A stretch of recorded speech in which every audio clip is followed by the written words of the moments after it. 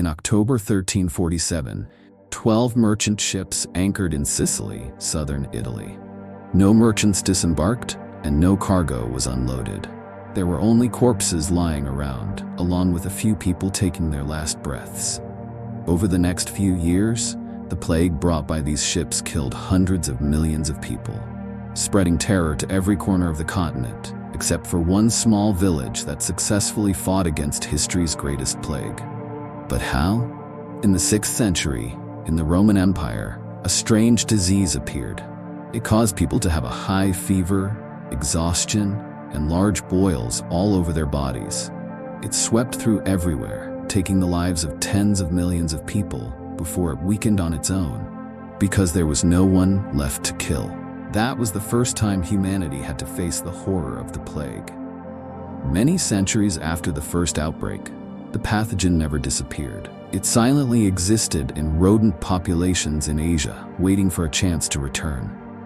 In the early 13th century, as maritime trade routes boomed, the plague spread across the world on these ships.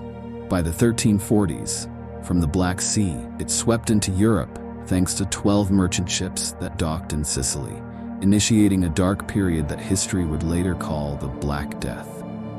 About 200 million people, nearly half of the global population at the time, died. For centuries, the origin of the plague remained a mystery. Most Europeans at the time believed it was a punishment from God for humanity's sins. They sought forgiveness through prayers or by whipping themselves to beg for mercy from the Almighty. Many others believed the cause came from a poisonous air known as miasma. Therefore, they believed staying away from this air would keep them safe. The wealthy would carry sachets filled with herbs and fragrant spices to overpower the toxic air, while the poor tried to survive with leftover fabric or anything that could cover their nose and mouth. Doctors wore a ghostly costume. They were covered from head to toe and wore a mask with a long beak-like nose, inside which they stuffed a mixture of over 55 types of herbs and other ingredients like viper meat or honey. This costume was the idea of Charles Derham, a doctor who specialized in treating the plague for royalty in the 17th century. He believed the long beak would filter the air through a layer of fragrance before it could enter a person's nose and lungs. However, all these protective measures were completely ineffective. The plague continued to spread everywhere. It wasn't until the late 19th century that Dr. Alexander Yersin identified the cause of the disease. It was an extremely dangerous rod-shaped bacterium. It neutralized the immune system's defenses by injecting toxins into protective cells like macrophages. When these bodyguards were eliminated, the harmful bacteria multiplied rapidly. Initially, people thought rats were the cause of the plague spread, but today scientists point out that the fleas, Xenopsilochiopus, that parasitize rats were the culprits. When a rat dies, the fleas jump to a new host and carry the pathogen with them. Since rats live among human communities, that's how we get infected. Additionally, the spread can also occur through contact with infected corpses, blood, or inhaling airborne droplets containing the bacteria. When infected, a person's body would quickly develop red swellings in the armpits or groin from the boils. Blood and pus would ooze out, accompanied by high fever, vomiting, diarrhea, and body aches. Within 4 to 6 days, the patient would die because there was no specific treatment. The Black Death truly spread terror throughout Europe for 4 centuries. However, there were places the Grim Reaper could not reach.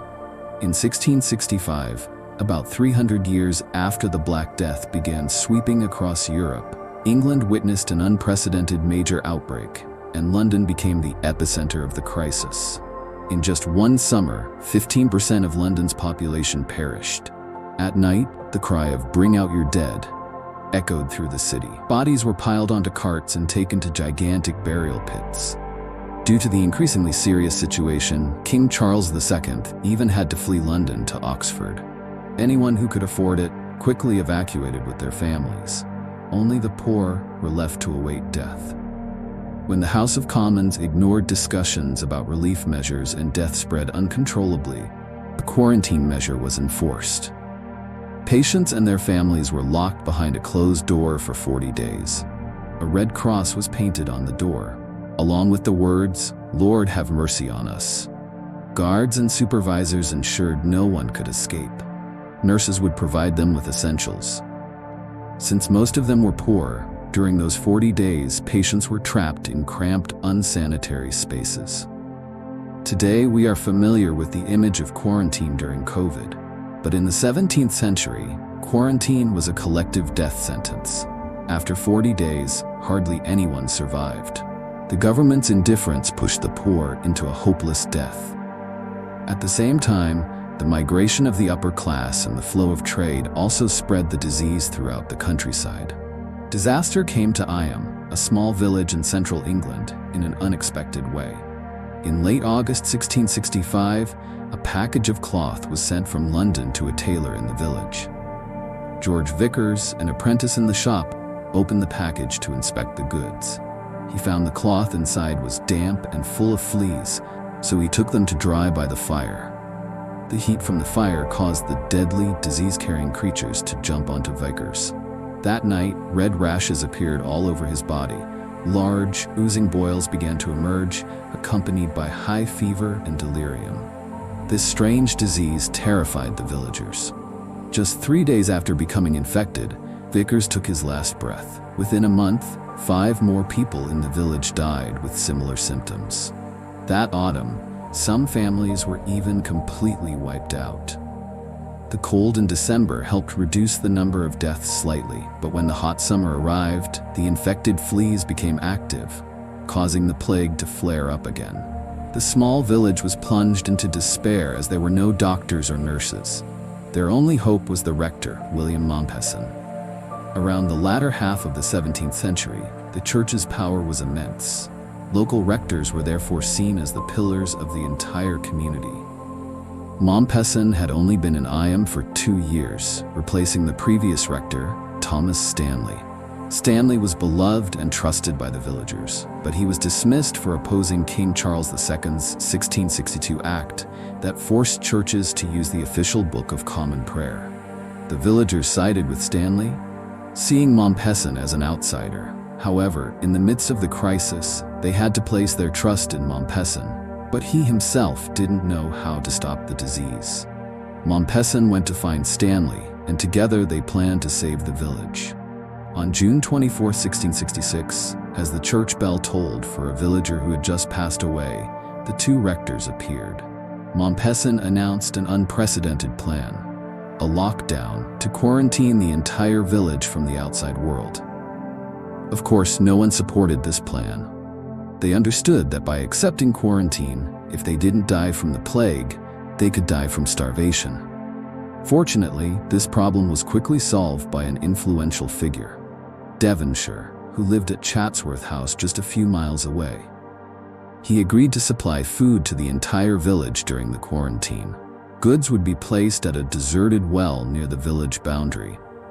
Villagers would leave coins sterilized with vinegar and then pick up their portion of food. With the problem solved, religious faith became a solid anchor for everyone. They gradually came to believe that only by voluntarily quarantining themselves could they prevent the plague from spreading. And when death came, they could go to God in peace without the sin of spreading disaster to others. The quarantine plan was quickly implemented. Each family was responsible for their own living arrangements, strictly avoiding contact with neighbors.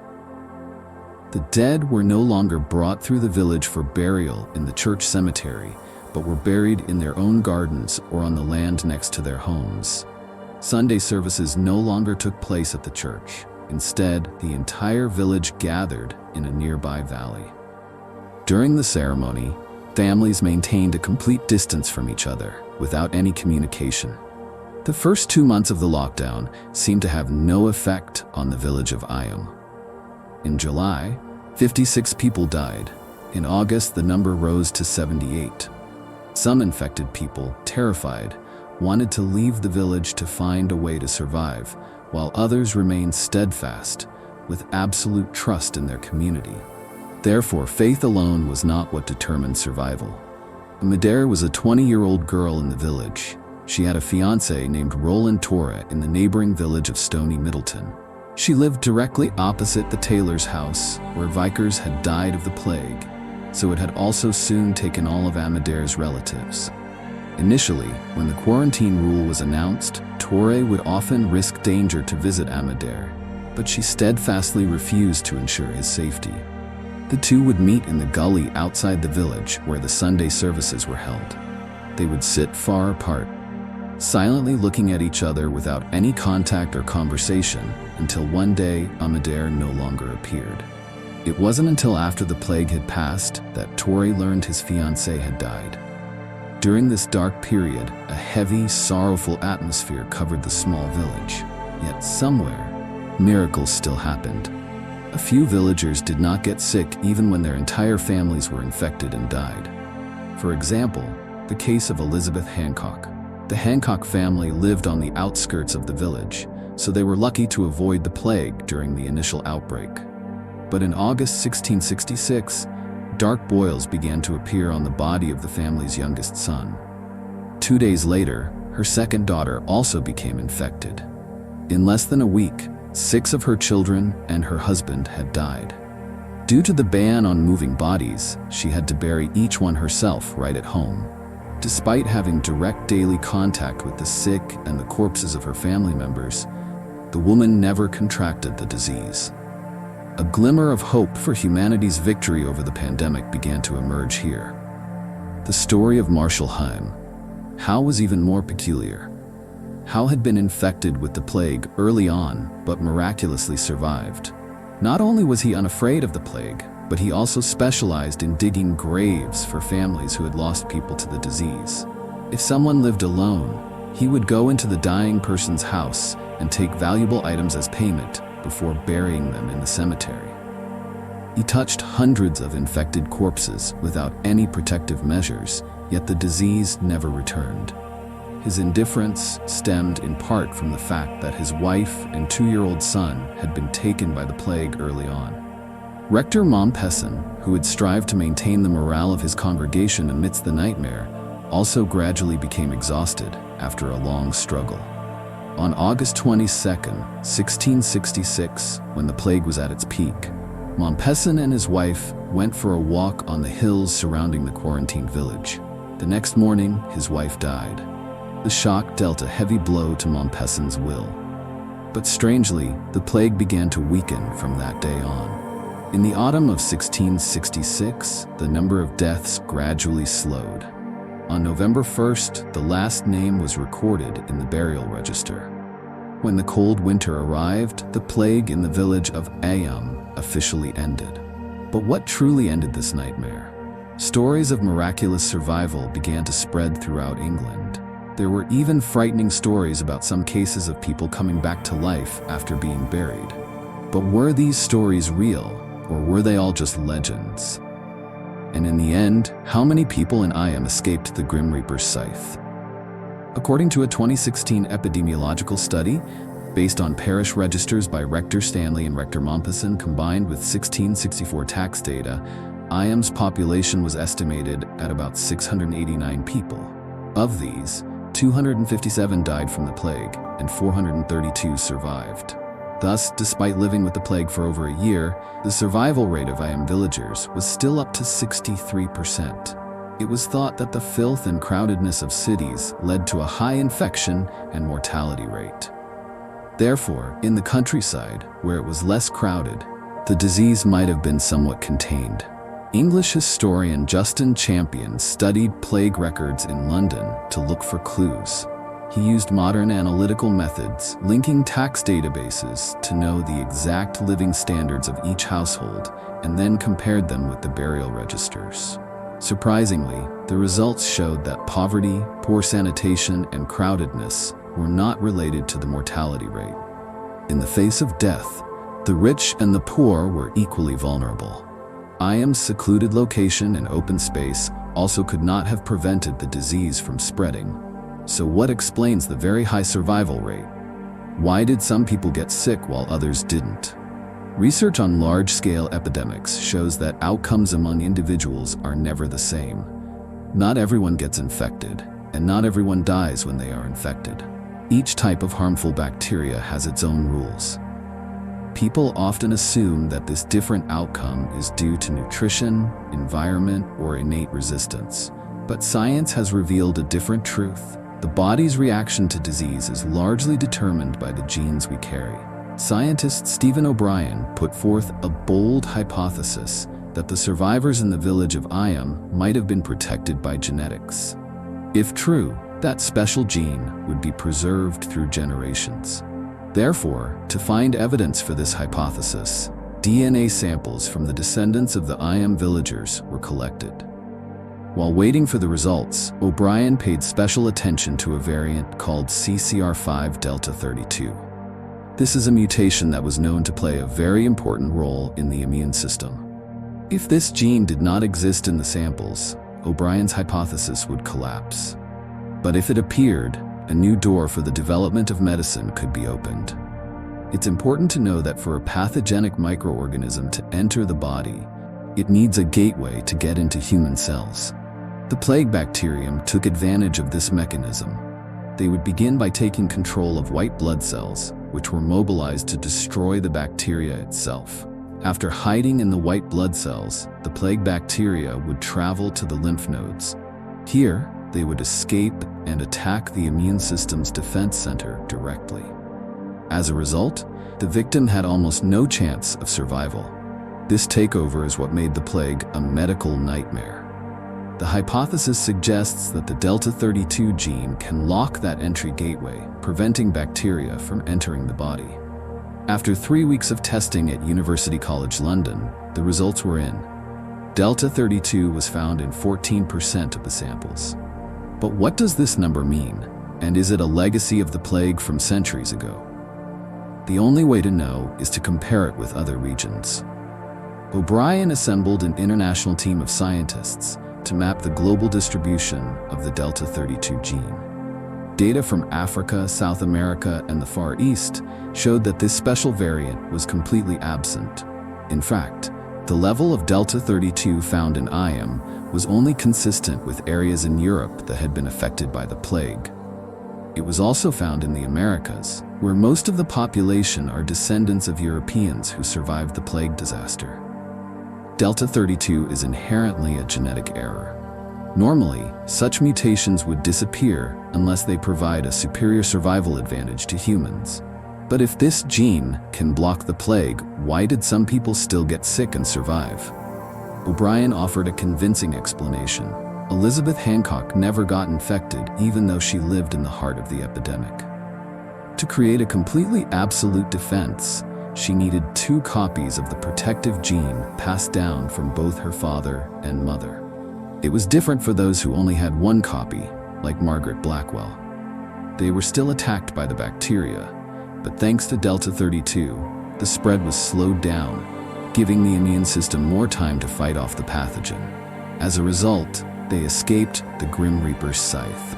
The discovery of delta 32 not only explained the miraculous survival of the people of Eyam, but also opened a new door for modern medicine, most notably for the disease HIV/AIDS.